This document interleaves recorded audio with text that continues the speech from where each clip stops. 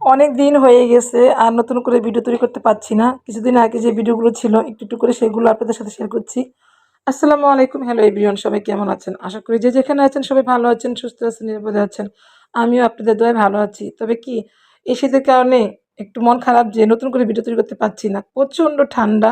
আর এত ঠান্ডার কারণে ভিডিও তৈরি করতে বা লাইভে আসা খুব মানে মনই চায় না যে লাইভ করি বা নতুন কোনো ভিডিও তৈরি করি। তো আগে অনেক ভিডিও তৈরি করে রেখেছিলাম বলেই সেখান থেকে কিছু, কিছু ভিডিও আপনাদের সাথে শেয়ার করতে পারছি। আর হয়তো আজকে একটু শীতটা কম লাগছে আমার কাছে মনে হচ্ছে। আপনারা সবাই একটু কমেন্টে জানাবেন শীত একটু কমলো কিনা? মানে ওই যে শৈত্যপ্রবাহ কদিন বয়ে গেল না? আমার মনে হচ্ছে যে শৈত্যপ্রবাহটা একটু কমে গেছে। কারণ কদিন ধরে একটু মানে ভালোই রোদ উঠতেছে। ২ দিন ধরে দেখতেছি রোদ উঠতেছে। তো যাই হোক, তো মনে হচ্ছে বারবার যে এই যে কত সুন্দর হেসে খুশি খুশিতে আনন্দে যে ছাদে ভিডিওগুলো তৈরি করেছি, এভাবে আবার কবে নতুনভাবে সুন্দর ভিডিও তৈরি করতে পারবো আনন্দের সহিত এরকম মুক্ত আকাশের নিচে ছাদে বা বাইরে যেয়ে একটু শান্তিতে সুন্দর, সুন্দর ভিডিও তৈরি করতে পারবো। এরকম মুক্ত মনে মুক্ত আনন্দে সে চিন্তাই করতেছিলাম। আর ভাবতেছি যে শাড়ি পরে আবার যে ভিডিও বানাবো এই শীতে তো আর শাড়ি পরা যাবে না, প্রচণ্ড ঠান্ডা। তো এই যে শাড়ি পরা ভিডিওটা দেখছেন এটা তো আগেরই ভিডিও। অনেকগুলো তৈরি করার কারণে কিন্তু দিতে পারছি, নাহলে কিন্তু আমি খুব সমস্যায় পড়ে যেতাম।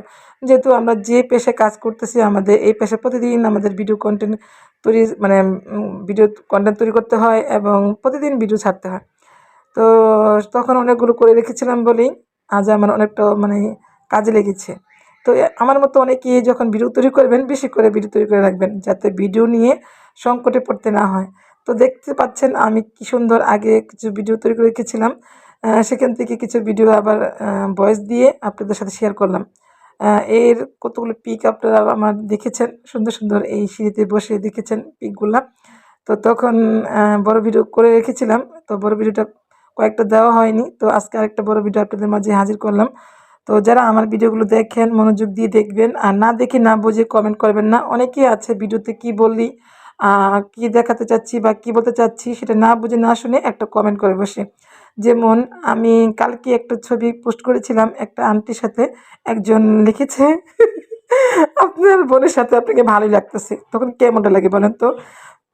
আ ছবি পিক তুলেছি একজনের সাথে আন্টি, সে নাকি আমার বড় বোন। সে কিন্তু একজন মুরব্বি।